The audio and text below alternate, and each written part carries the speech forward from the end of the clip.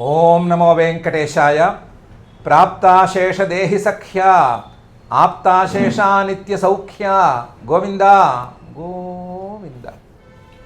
క్షణభంగిరమాయురిదం మమ భోః క్షణబుద్ధితతయా ప్రమయాక్షపితం క్షణమాత్మవివేకజనిం మహితే క్షణమత్ర విధాయ వరం కురు భోః అని అఖిలాండకోటి బ్రహ్మాండ నాయకుడు దేవదేవుడు శ్రీ వెంకటేశ్వర స్వామి వారిని ఆయుస్సును సఫలం చేయవలసిందిగా ప్రార్థించుకుంటూ శ్రీ శుక్ల వారు ఉపదేశం చేసిన శ్రీమద్ భాగవతం యొక్క అధ్యయన కార్యక్రమాన్ని మనం ప్రారంభించుకుందాము. యథాప్రకారం ప్రార్థనా శ్లోకాలను చదువుకుని కార్యక్రమానికి మంగళాచరణం చేసుకుందాము. శ్రీ గురు ప్రార్థన. గురుర్బ్రహ్మా గురుర్విష్ణు గురుర్దేవో మహేశ్వరః గురుః సాక్షాత్ పరం బ్రహ్మ తస్మై శ్రీ గురవే నమః. వెంకటాద్రినివాసాయ సంకటాలి వినాశినే శంకరాయ చ దేవాయ శ్రీనివాసాయ తే నమః. అథ సంకల్పః అస్మాకం ఉపాత్త సమస్త దురిత క్షయ ద్వారా బుద్ధిశుద్ధ్యర్థం విద్యాభివృద్ధ్యర్థం భక్తిజ్ఞానవైరాగ్యాది తదనుకూల సర్వసంపత్సమృద్ధ్యర్థం శ్రీపరమేశ్వర ప్రీత్యర్థం శ్రీమద్భాగవత పాఠం కరిష్యామహే. అస్య శ్రీమద్భాగవత స్తోత్ర మహామంత్రస్య నారద ఋషిః బృహతి ఛందః శ్రీకృష్ణః పరమాత్మా దేవతా బ్రహ్మబీజం భక్తిశక్తి జ్ఞానవైరాగ్యే కీలకం అస్మాకం శ్రీమద్భగవత్ప్రసాదసిద్ధ్యర్థే పాఠే వినియోగః. ధ్యానం నారాయణాఖ్యనరసింహరవాభిగుప్తం వ్యాసప్రసూతశుకదేశికభీతిలుప్తం ప్రహ్లాదనారదమిథో వచనైరసుప్తం దివ్యం వనం విశత భాగవతం ప్రసృప్తం. శ్రీ గురుభ్యో నమః. ప్రహ్లాదుడు ఆత్మతత్వాన్ని గురించి తప్ప మిగతా విషయాలను గురించి నేను మాట్లాడను అని తేల్చేశాడు. ఆత్మతత్వం అనేది పాత విషయమే అయినా సరే దాని గురించే మళ్ళీ మళ్ళీ మాట్లాడతాను. ఆత్మతత్వాన్ని గురించి మళ్ళీ మళ్ళీ చెప్పటం అనేది పునరుక్తి అయినా సరే మళ్ళీ మాట్లాడతాను. కొత్త విషయాలను గురించి అస్సలంటే అస్సలు మాట్లాడను. ఎందుకంటే కొత్త విషయాల్లో చెప్పవలసింది ఏమీ లేదు, దానివల్ల ఉపయోగం ఏమీ లేదు. ఆత్మతత్వం గురించే చెప్తాను. అయితే ఈ ఆత్మతత్వం చాలా కఠినంగా ఉంది అని, దీన్ని అందుకోవడం కష్టమని అక్కర్లేని మాటలు ఎవరు మాట్లాడకూడదు. ఆత్మతత్వాన్ని ఒక్కసారి ప్రశ్నించుకుంటే మనసులోనే ఎవరైనా సరే వెతికి పట్టుకోవచ్చు అని చెప్పేశాడు.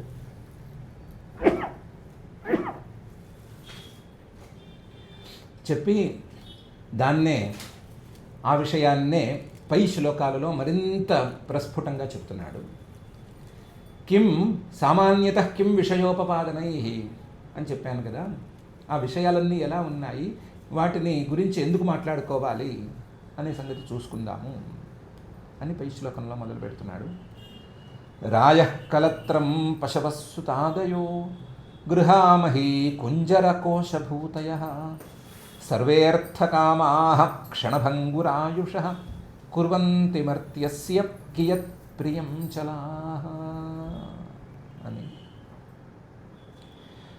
విషయాల గురించి చెప్పమన్నారు కదా, ఆ విషయాలు ఏవేవి అవ్వచ్చు అంటే రాయః ధనాలు కావచ్చు, కలత్రం భార్య పెళ్ళి ఎలా చేసుకోవాలి, తర్వాత పెళ్ళి అయిన తర్వాత భార్యని ఇలా చక్కగా చూసుకోవాలి, లేదా ఆ భార్య ఏమైనా కాస్త ఇటు అటుగా ఉంటే ఆవిడ్ని ఎలా ప్రసన్నం చేసుకోవాలి, ఇలాంటి విషయాలు అవ్వచ్చు. పశవ పశువులు గొడ్డు గోదా వీటిని ఎలా పెంచుకోవాలి, ఆ విషయాలు అవ్వచ్చు. సుతాదయ పిల్లలు మనవలు పిల్లల్ని పెంచుకోవటం ఎట్లాగా, ఇలాంటి విషయాలు కావచ్చు. సుతాదయ గృహాః ఇళ్ళు వాకిళ్ళు ఆస్తులు అంతస్తులు ఎలా సంపాదించుకోవాలి అని అనుకోవచ్చు. మహీ భూమిని ఎలా సంపాదించుకోవాలి, భూమి మీద అధికారము లేదా పదవులు, భూమి ఫలానా గ్రామం మీద నేను అధికారిని లేదా ఫలానా దేశానికి అధికారిని అనేది ఎలా సాధించుకోవాలి అని అవ్వచ్చు. మహి కుంజర కోశ భూతయ. కుంజరాహ అంటే ఏనుగుల్లాంటి పై స్థాయి జంతువులు లేదా మహాభోగ సాధనాలు. కోశాలు వాటిని అట్టుపెట్టుకునేటువంటి శాలలు, పెద్ద పెద్ద ఏనుగుల్ని నిలబెట్టుకునేందుకు పెద్ద పెద్ద శాలలు కట్టుకోవాలి కదా, అలాంటి శాలలు, వాటిని గురించి మాట్లాడుకోవచ్చు. భూతయ రకరకాల భోగ స్థానాలను గురించి, భోగ సాధనాలను గురించి మాట్లాడుకోవచ్చు. ఇలా అర్థకామాహ, అర్థాలు కామాలు. అర్థాలు అంటే డబ్బు దశకం లాంటివి, అంటే సాధనాలు. కామాహ మనం కోరుకునేటువంటి కోరికలు, ఆ కోరికలకు సంబంధించిన విషయాలు, ఇవే కదా అవుతాయి. ఇవన్నీ వీటన్నిటినీ గురించి మాట్లాడుకోవాలి అంటే ఇవన్నీ శాశ్వతం అవ్వాలి కదా, ఇవన్నీ స్థిరంగా ఉండాలి కదా. కానీ ఇవన్నీ స్థిరంగా ఎక్కడ ఉన్నాయి? చలాహ, ఇవన్నీ చంచలంగా ఉన్నాయి. ఈ క్షణాన్ని ఉంటే పై క్షణాన్ని ఉండట్లేదు, ఈ క్షణాన్ని ఇలా ఉంటే పై క్షణాన ఈ విధంగా ఉండట్లేదు, మరొక రకంగా ఉంటున్నాయి. పోనీ వీటిని అనుభవించేటువంటి వాడు ఏమైనా స్థిరంగా ఉన్నాడా అంటే క్షణభంగుర ఆయుష. వీటిని అనుభవించేటువంటి ఆత్మ అనేవాడు స్థిరమవుతే అవ్వచ్చు కాక, అని ఆత్మ అనే స్వరూపానికి అనుభవం అనేది లేదు, భోగం అనేది లేదు. దాన్ని తీసి పక్కన పెడితే ఒక శరీరాన్ని ఆశ్రయించుకునే కదా భోగాలను అనుభవించాలి. శరీరానికి నియతమైన ఆయుష్ ఉంది కదా, ఆ ఆయుష్ తక్కువగానే ఉంది కదా. ఎవరికి ఎంత పెద్ద ఆయుష్ ఉన్నా సరే తక్కువ లెక్కే కదా. ఓ సుదీర్ఘమైన కాలాన్ని కనుక పరిగణనలోకి తీసుకుంటే అందులో మనుషుల ఆయుష్లు క్షణాల కింద కూడా రావు కదా. ఓ భూమి ఉండేటువంటి ఆయుష్, ఒక భూమికి ఉండేటువంటి ఆయుష్, లేదా ఒక సూర్యుడికి ఉండేటువంటి ఆయుష్, లేదా ఒక యూనివర్స్కి ఉండేటువంటి ఆయుష్, వీటిని పరిగణనలోకి తీసుకుంటే మనిషి తాలూకు ఆయుష్, ఒక దేహం తాలూకు ఆయుష్ క్షణం కిందకే వస్తుంది కదా. క్షణ భంగుర ఆయుష, క్షణంలో ఆయుష్ తీరిపోయేటువంటి మనిషికి వీటి వల్ల ఏం భోగం కలుగుతుంది, వీటి వల్ల ఏం లాభం కలుగుతుంది?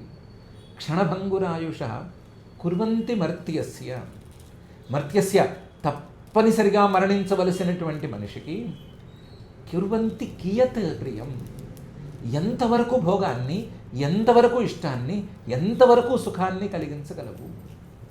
చలాహ, ఇవి చంచలంగానే ఉన్నాయి, ఇవి క్షణం మారితే మారిపోతూ ఉన్నాయి. ఈ అనుభవించవలసినటువంటి జీవుడికి కూడా క్షణం మారితే ఆయుష్ తీరిపోతుంది.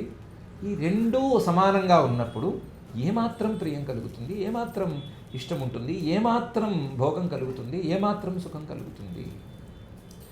ఇలా క్షణికాలుగా ఉండేటువంటి వీటిని గురించి, క్షణికమైన ఆయుష్లు గల మనుషులు అనుభవించేటువంటి క్షణికమైన భోగాలను గురించి మాట్లాడుకోవాల్సింది ఏముంది? వాటిని గురించి ఏం మాట్లాడుకుంటాము? శాశ్వతమైన ఆత్మతత్వం గురించి కదా మాట్లాడుకుంటాము అని ప్రహ్లాదుడు అంటున్నాడు. రాయ కలత్రం పశవ సుతాదయ గృహ మహీ కుంజర కోశభూతయ సర్వే అర్థకామాః క్షణభంగురాయుషః కుర్వంతి మర్త్యస్య కియత్ ప్రియం చలాః అనేటువంటి ఈ శ్లోకంలో చిన్నపిల్లవాడు మాట్లాడవలసిన మాట అనే ప్రశ్న రావచ్చు. ఇతను ఏం అనుభవించేశాడు, ఇతను ఏం అనుభవించి విషయాల తాలూకు అనిత్యత్వాన్ని నిర్ణయించాడు, ఇతని మాటకి ఎంతవరకు విలువ ఉంటుంది అనే ప్రశ్న రావచ్చు.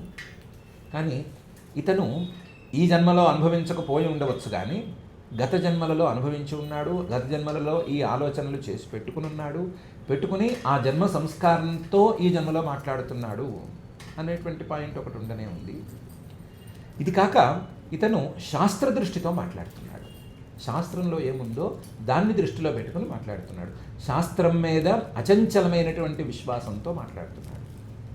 శాస్త్రం ఏమని చెప్తోంది అంటే కఠోపనిషత్తు ప్రకారం చూసుకుంటే శోభావామర్త్యస్య యదంతకైతత్ సర్వేంద్రియాణం జరయంతి తేజః అపి సర్వం జీవితమల్పమేవ తవైవ మాహాస్తవ నృత్య గీతే అని చెప్తోంది. శాస్త్రం చెప్తోంది, లేదా శాస్త్రంలో ఉండేటువంటి నచికేతుడైనా చెప్తున్నాడు. ఆ నచికేతుడికి యముడు నీకు చాలా ఇస్తాను అని ఆఫర్ చేశాడు. స్వయంచ జీవ శరదో యావదిచ్చసి, ఎన్నేళ్ళు కావాలంటే అన్నేళ్ళు బతుకు అని ఆఫర్ చేశాడు. యముడే ఆఫర్ చేశాడు. చేస్తే ఆయన అంటున్నమాట, నచికేతుడు అనేటువంటి చిన్న పిల్లవాడు, ఈ ప్రహ్లాదుడంత వయసు వాడే అంటున్నమాట, యమధర్మరాజా, ఈ నువ్వు చెప్పినటువంటి విషయాలన్నీ కూడా శ్వోభావాహ, రేపు ఉంటాయో లేవో తెలియవు. ఈరోజు నువ్వు ఇస్తున్నప్పుడు ఉన్నాయి, కానీ రేపటికి రూపు మార్చుకుంటాయి. శ్వోభావాహ. పోనీ అనుభవించవలసిన నేనేమైనా శాశ్వతంగా ఉంటానా?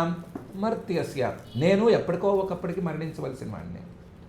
నువ్వు స్వయంచ జీవ శరదో యావదిచ్చసి అని ఎన్నేళ్ళు కావాలంటే ఎన్నేళ్ళు బతుకు అంటున్నావు, కానీ మరణం లేకుండా ఉండు అని నువ్వు అనటం లేదు, నువ్వు అనలేవు.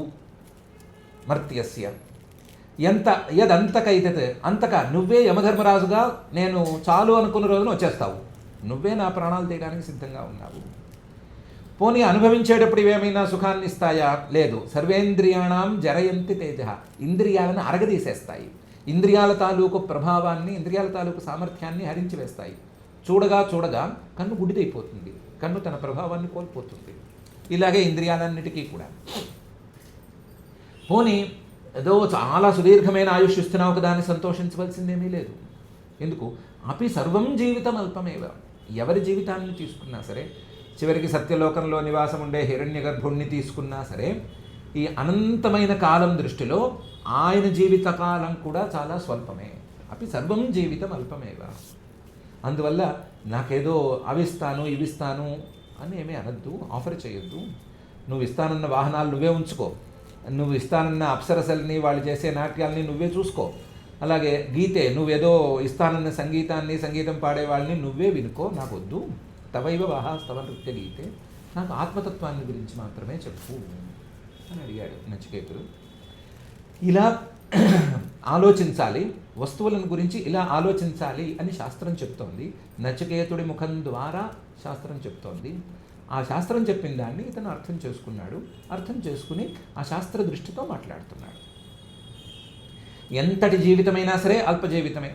ఎవరైనా సరే 100 ఏళ్ళు బతకచ్చు, కానీ 100 కొద్ది ఏళ్ళు బతకచ్చు, కానీ ఎప్పటికైనా పూర్తి అయిపోవలసిందే. ఎవ్వరూ పీట వేసుకుని కూర్చున్న వాళ్ళు ఈ సృష్టిలో లేరు, ఎవ్వరూ లేరు. హిరణ్య గర్భుడితో సహా ఎవ్వరూ లేరు. కాబట్టి క్షణభంగుర ఆయుష జనస్య అనే మాట నిజమే. అలాగే చలాహ, మనం చూస్తూ ఉండగానే రూపు మార్చుకుంటున్నటువంటి విషయాలన్నీ కూడా చంచలాలు అనే విషయం కూడా నిజమే. శాస్త్రము ఉంది, మన కంటికి కూడా కాస్తంతైతే కనిపిస్తోంది. ఇలాంటి సందర్భంలో శాస్త్రం చెప్పేటువంటి మనిషి జీవితం అల్పం, అలాగే ఇంద్రియాలు, వాటి విషయాలు ఇవన్నీ కూడా చంచలాలు. ఈ రెండూ కలిస్తే వచ్చేటువంటి భోగం కూడా అతి చంచలం లేదా అతి క్షణికం అనేటువంటి విషయాన్ని ప్రహ్లాదుడు చెప్పడంలో ఏ ఆశ్చర్యమూ లేదు, ఏ తప్పు లేదు. చిన్నపిల్లవాడు పెద్ద మాటలు మాట్లాడుతున్నాడు అనేమీ లేదు. చిన్నపిల్లవాడితో శాస్త్రం, ఆ శాస్త్రం ద్వారా వచ్చినటువంటి జ్ఞానం పెద్ద మాటలు మాట్లాడిస్తోంది అని మనం అర్థం చేసుకోవచ్చు. కాన్సెప్ట్ని మనసులోకి తెచ్చుకోవచ్చు. దాన్ని దాటి శాస్త్రమే చెప్పినటువంటి మరొక విషయాన్ని పై శ్లోకంలో ప్రహ్లాదుడు అంటున్నాడు. ఏవం హి లోకాః క్రతుభిః కృతా అమి క్షయిష్ణవః సాతిశయా న నిర్మలాః తస్మాత్ అదృష్టశ్రుతదూషణం పరం భక్త్యోక్తయా ఈశం భజతాత్మలబ్ధయే. ఏవం, ఇప్పుడు చెప్పిన విధానంలో లోకాహ, లోకాలన్నీ కూడా చలాలే, లోకాలన్నీ కూడా క్షణమాత్రమే ఉండేటువంటివి, ఏవి మార్పు చెందనివి అనేవి లేవు. ఏవం హి లోకాహ, లోకాహ అంటే మనం చూసే, మనకు కనిపించేటువంటి విషయాలు మాత్రమే కాదు, మనం చూడనటువంటి స్వర్గాది లోకాల పరిస్థితి కూడా ఇంతే. ఏవం హి లోకాహ, ఆ లోకాలు కూడా ఇంతే. అయితే ఆ లోకాలు మనం చూస్తూ చూస్తూ ఉండేట్లుగా ఉండవు. క్రతుభిః చితాః, క్రతుభిః మనం సత్కర్మలను చేసుకుంటే, వేదంలో చెప్పినటువంటి మంచి మంచి యజ్ఞయాగాదులను చేసుకుంటే దక్కుతాయి. క్రతుభిః చితాః, అది మనం క్రతువులతో సాధించవలసిన లోకం, ఒక్కొక్క లోకము కూడా. అలా క్రతువులతో సాధించవలసినటువంటి లోకాలు ఇప్పటికైతే మనకు ప్రత్యక్షంగా కనిపించవు. ఎక్కడుంది స్వర్గం, పైకి చూస్తే కనిపిస్తుందా అని అనటానికి వీల్లేదు. అవి పరోక్షంగా ఉంటాయి. ఏ సమయంలో మనం వాటిని అందుకోవాలో ఆ సమయానికి ప్రత్యక్షం అవుతాయి, ముందే ప్రత్యక్షం అవ్వటానికి వీల్లేదు. ఎవరు ఈ విషయంలో క్వశ్చన్ చేయడానికి ఏమీ లేదు. అమి క్రతుభి చితా అమి లోకా సంతి, లేవు స్వర్గం లేదు నరకం లేదు అంతా ట్రాష్ అనటానికి వీల్లేదు. ఎందుకంటే ఉద్యోగంలోకి మొదటి రోజు వెళ్ళిన వాడికి నాకు ప్రమోషన్ అంటే ఎలా ఉంటుంది అనే ప్రశ్నకి సమాధానం ఎవరు చెప్తారు? నాకు ప్రమోషన్ అంటే ఎలా ఉంటుంది, నేను ఏ సీట్లో కూర్చుంటాను, ఒకసారి ఆ సీట్ చూస్తాను, నేను ఆ సీట్లో కూర్చొని చూస్తాను, బాగుందో లేదో నిర్ణయించుకుంటాను, నిర్ణయించుకుని తర్వాత ప్రమోషన్ కోసం ప్రయత్నం చేస్తాను అంటే మాటకు విలువే ఉంటుంది. అలా విలువే ఉండదు. నువ్వు ఉద్యోగంలో చేరావు, ఉద్యోగం చెయ్యి, ప్రమోషన్ రావడానికి ఏమేమి మార్గాలు ఉన్నాయో అవన్నీ చెప్తారు, వాటిని ఒకదాని వెంట ఒకటి సాధించుకుంటూ ఉండు. టైం వస్తే నీకంటూ ప్రమోషన్ వస్తే ఆ సీటు వస్తుంది, సీట్లో కూర్చుంటే ఎలా ఉంటుందో అప్పుడు అనుభవించవలసిందే. ఇప్పుడు దాన్ని అనుభవిస్తాను, ఒకసారి చిన్న మాక్ డ్రిల్ లాంటిది చేస్తాను అంటే కుదరదు కదా. అలాగే శాస్త్రాలలో చెప్పినటువంటి స్వర్గాది లోకాలు ఉన్నాయి, అవి పరోక్షంగా ఉన్నాయి, కంటికి కనిపించకుండా ఉన్నాయి. కానీ ఇప్పుడు పాయింట్ ఏంటంటే ఆ కంటికి కనిపించని స్వర్గాది లోకాలు కూడా చలాహ, మన కంటికి కనిపించేటువంటి ఈ లోకంలో విషయాల్లాగానే చలాహ క్షణికంగా ఉన్నాయి. చలాహ అమి క్షయిష్ణవ, ఎప్పటికో ఒకప్పటికి అవి కూడా పూర్తయిపోతాయి. సాతిశయాహ, వాటిల్లో ఇంకొక చిక్కు కూడా ఉంది. ఏదో కష్టపడి ఒక యాగం చేసి ఒక స్వర్గంలోని ఒక బ్లాక్లో లేదా ఒక సెక్షన్లో సుఖం అనుభవిస్తూ ఉంటే, మనం చేసిన యజ్ఞం కంటే పెద్ద యజ్ఞం చేసిన వాళ్ళు మన కంటికి ఎదురుకుండానే మనకంటే ఎక్కువ సుఖం అనుభవిస్తారు. మనకంటే ఎక్కువ స్థాయి స్వర్గం మరొకరికి కనిపిస్తుంది. సాతిశయ, మనకి స్వర్గం ఉన్నా లేకపోయినా, సుఖం ఉన్నా లేకపోయినా, మనకంటే మన పక్కవాడు ఎక్కువ సుఖం అనుభవిస్తున్నాడంటే భరించగలిగిన వాడు ఈ సృష్టిలో ఉండటం చాలా అరుదు. కాబట్టి నిర్మలాహ, ఆ లోకాలేవి నిర్మలంగా మనసులో ఏ మాత్సర్యాలు లేకుండా ఉండేటట్లుగా ఉండవు. మనసులో మాత్సర్యాలని వాటిని పుట్టించేటట్లుగా ఉంటాయి. అరే రే చిచ్చి నేను అనవసరంగా చిన్న యజ్ఞం చేసుకొచ్చాను, చేయటమే పెద్ద యజ్ఞం చేసుకొచ్చేస్తుంటే వీడిలాగా నేను ఇంకా పెద్ద సింహాసనంలో కూర్చొని ఉండేవాడిని కదా అని అనిపించేలా ఉంటాయి. పోనీ అక్కడికున్న వాడికి ఏమైనా సుఖమా అంటే వాడికంటే పైన ఇంకోవాడు ఉంటాడు, ఇంకొకటిని చూసి వాడు మాత్సర్యానికి గురైపోతూ ఉండాలి. ఇలాగే ఉంటాయి. నిర్మలాహ, నిర్మలంగా ఏమి ఉండదు. తస్మాత్, అందువల్ల ఇవన్నీ కూడా ఈ స్వర్గాది లోకాలన్నీ మనకు కంటికి కనిపించే లోకాలే కాక మనకు కంటికి కనిపించని పరోక్షంగా ఉండేటువంటి స్వర్గాది లోకాలు కూడా క్షయిష్ణవ, ఎప్పటికో ఒకప్పటికి కరిగిపోవలసినవే. సాతిశయాహ, ఒకదానికంటే ఒకటి గొప్పది, దానికంటే మరొకటి గొప్పది అనేటువంటి తీరులో ఉంటూనే ఉంటాయి.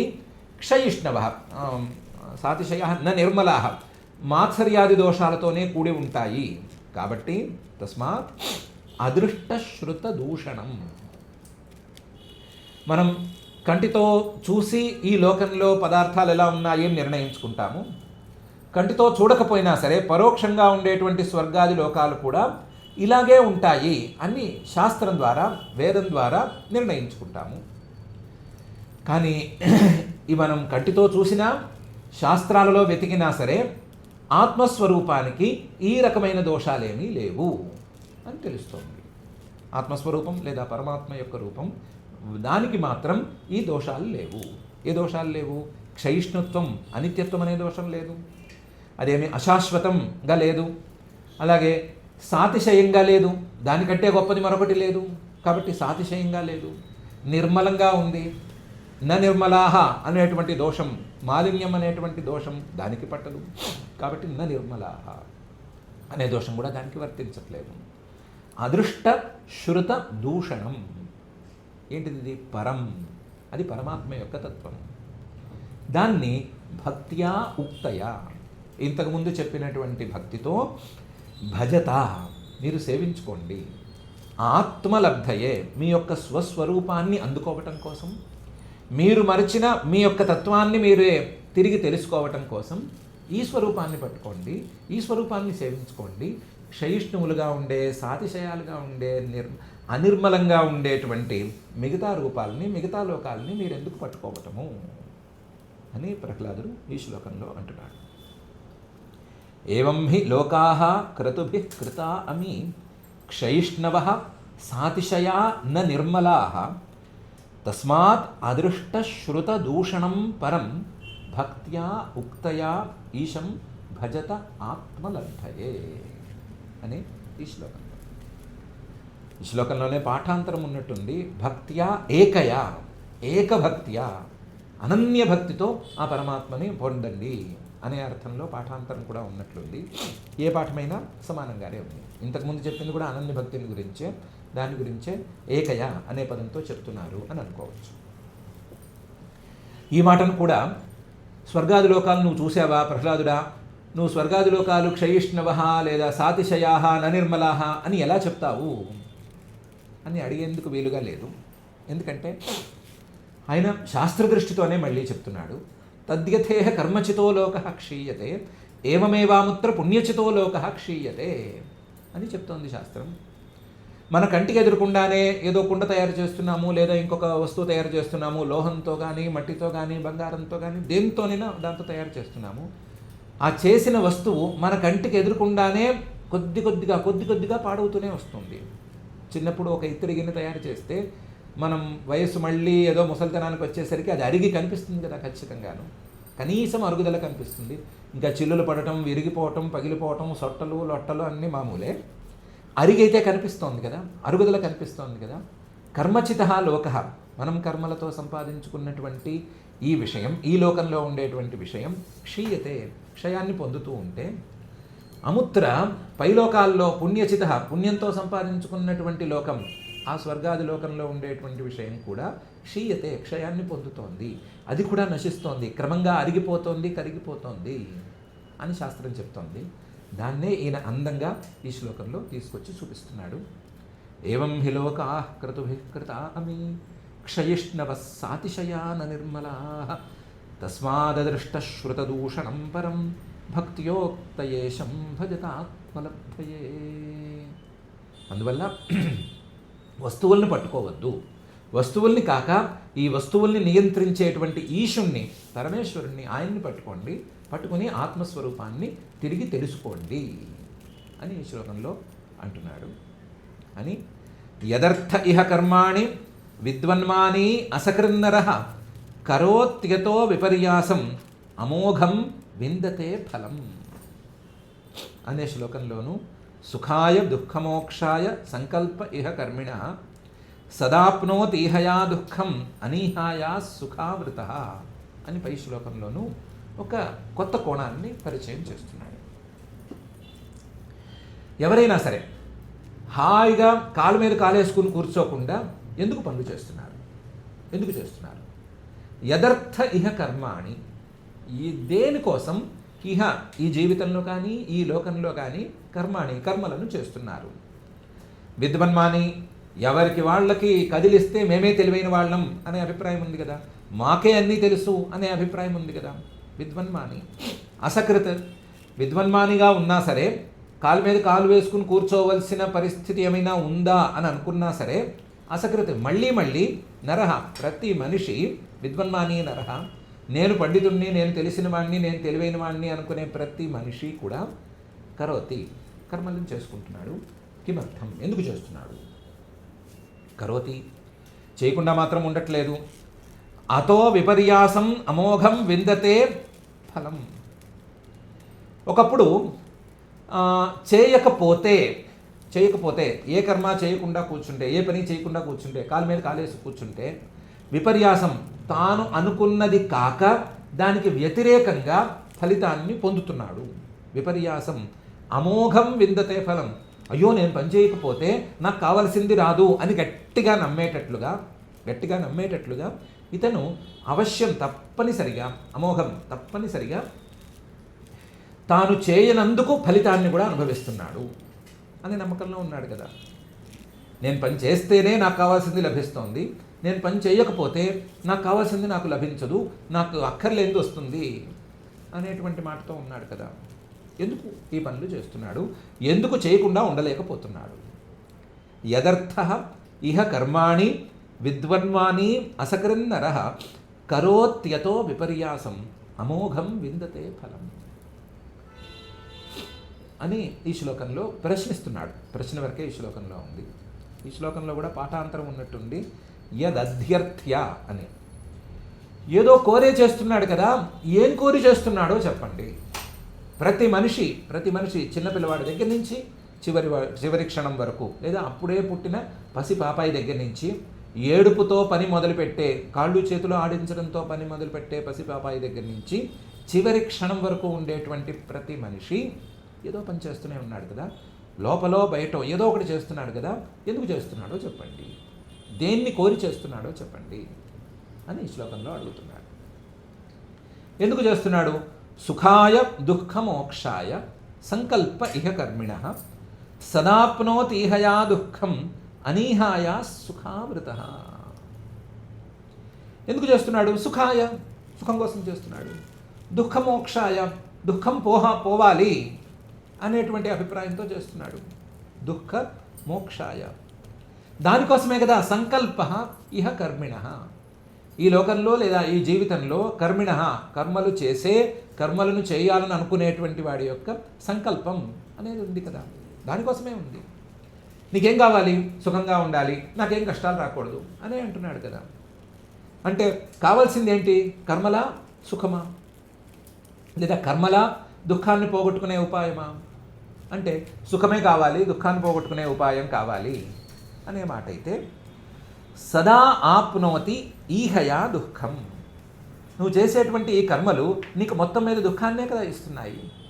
నువ్వు చేసుకునేటువంటి లౌకికమైన కర్మలు, వైదికమైన కర్మలు రెండు చేసేటప్పుడు తర్వాత కూడా దుఃఖాన్నే కదా ఇస్తున్నాయి. సదా ఆప్నోతి ఈహయా దుఃఖం అనీహాయా సుఖావృత. ఒకవేళ గనక క్రియ లేకపోతే, ఆ క్రియకు మూలమైనటువంటి సంకల్పం కానీ, దానికి కూడా మూలమైనటువంటి కామం, కోరిక కానీ లేకపోతే సుఖావృత, సుఖంతో నిండి ఉంటున్నాడు కదా. అంటే సుఖం కావాలి అనే మాట అయితే శాశ్వతమైనటువంటి సుఖం, అపరిమితమైనటువంటి అఖండమైనటువంటి సుఖం ఏ కోరిక లేకుండా ఉంటే కదా కలుగుతోంది. కాబట్టి ఏ కోరిక లేకుండా ఉండటం అలవాటు చేసుకోండి. చేసుకుంటే మీకు కావాల్సిన సుఖం మీకు దొరుకుతుంది, పరిపూర్ణంగా కూడా దొరుకుతుంది. కష్టాలు లేకుండా ఉండాలి అంటే వీటి జోలికి పోబోకండి, ఈ కర్మల జోలికి లేదా ఈ క్రియల జోలికి పోబోకండి.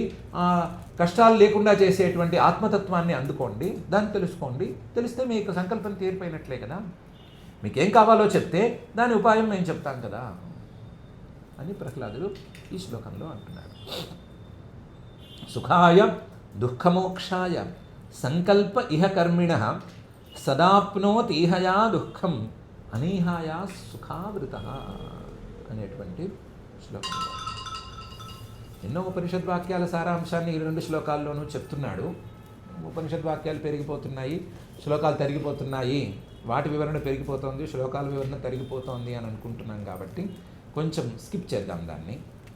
అవిద్యాయామంతరే వర్తమానాః స్వయం ధీరాః పండితం మన్యమానాః దంద్రమ్యమానాః పర్యంతి మూఢాః అంధేనైవ నీయమానా యథాంధాః. అవిద్యాయామంతరే వర్తమానాః స్వయం కృతార్థా ఇత్యభిమన్యంతి బాలాః యత్ కర్మిణో న ప్రవేదయంతి రాగాత్ తే నాతురాః క్షీణలోకాశ్చయవంతే అనే మాటల యొక్క సారాంశాన్ని మొత్తాన్ని గుప్పించాడు. ఇంకా చాలా వాక్యాల యొక్క సారాంశాన్ని రెండు శ్లోకాల్లోనూ గుప్పించాడు. స్కిప్ చేద్దాం అనుకున్నాం కాబట్టి మనం ముందుకు వెళ్ళిపోదాము. మనం ఈ రోజుకి ఇక్కడికి ఆపుకుందాము. ప్రహ్లాదుడు చేసినటువంటి మంచి ఉపదేశాన్ని మనసుకు ఎక్కించుకుందాము. ఆయన ఉపనిషద్వాక్యాలను పరిశీలించుకుని చేసుకున్న నిర్ణయాన్ని మనం కూడా లోపలికి తీసుకుందాము. అవసరమైతే మనం కూడా ఈ ఆలోచనలు కొత్తగా చేసుకుందాము, మనం కూడా నిర్ణయం చేసుకుందాము. నిర్ణయం చేసేటప్పుడు స్వంత తెలివితేటలతో నిర్ణయం చేస్తే తప్పుదారి పట్టే అవకాశం ఉంది. కాబట్టి ప్రహ్లాదుడు మూలంగా పెట్టుకున్నటువంటి ఉపనిషద్వాక్యాలను అనుసరించి, ప్రహ్లాదుడి వాక్యాలను అనుసరించి మనం నిర్ణయం చేసుకుందాము. ఆ నిర్ణయం ప్రకారం మనకు కనిపించేటువంటి లోకాలు కానీ, మనకు కనిపించినటువంటి లోకాలు కానీ శాశ్వతాలు కావు, అవి నిత్యాలు కావు. నిత్యమైనది ఆత్మతత్వం మాత్రమే. మనకు నిత్యమైనటువంటి ఆత్మతత్వం ద్వారా వచ్చేటువంటి శాశ్వతమైన సుఖమే కావాలి. అశాశ్వతమైనటువంటి విషయాల ద్వారా వచ్చేటువంటి కష్టాలు వద్దు అని మనం నిర్ణయం తీసుకుందాము. ఆ నిర్ణయానికి కావాల్సిన ఎక్సర్సైజులు అయితే చేద్దాము. ఆ ఎక్సర్సైజుల్లో భాగంగానే ప్రహ్లాదుడి వాక్యాలని మనం తరచి లోపల భావాలను పరిశీలించుకొని మరీ చూసుకుందాము. మనం కూడా సొంత ఎక్సర్సైజ్ చేసుకుందాము. మనకి అలాంటి ఎక్సర్సైజ్ నిరంతరం సాగి, మనలో ఈ ఆలోచనలు సక్రమంగా సాగి, మనకు సవ్యంగా పాజిటివ్గా ఈ ప్రపంచం యొక్క మిథ్యాత్వం కానీ ప్రపంచం యొక్క అశాశ్వతత్వం కానీ మనసుకు ఎక్కాలని, ఆత్మస్వరూపం ఒక్కటే శాశ్వతమని, అదే సుఖస్వరూపమని మనసుకు అర్థమవ్వాలని ఆ అఖిలాండ కోటి బ్రహ్మాండ నాయకుడు దేవదేవుడు శ్రీ వెంకటేశ్వర స్వామి వారిని భక్తిగా ప్రార్థించుకుందాము.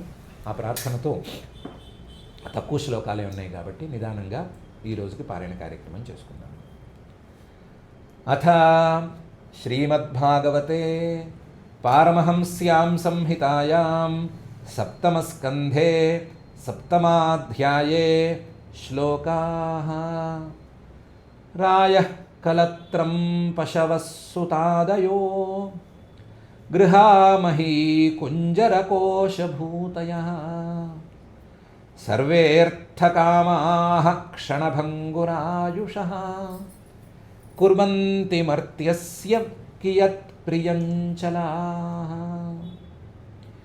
ఏవం హి లోకాః క్రతుభిః కృతా అమీ క్షయిష్ణవः సాతిశయాన నిర్మలాః. తస్మాదదృష్టశ్రుతదూషణం పరం భక్త్యోక్తయేషం భజతాత్మలబ్ధయే. యదర్థ ఇహ కర్మాణి విద్వన్మాన్యసకృన్నరః కరోత్యతో విపర్యాసం అమోఘం విందతే ఫలం.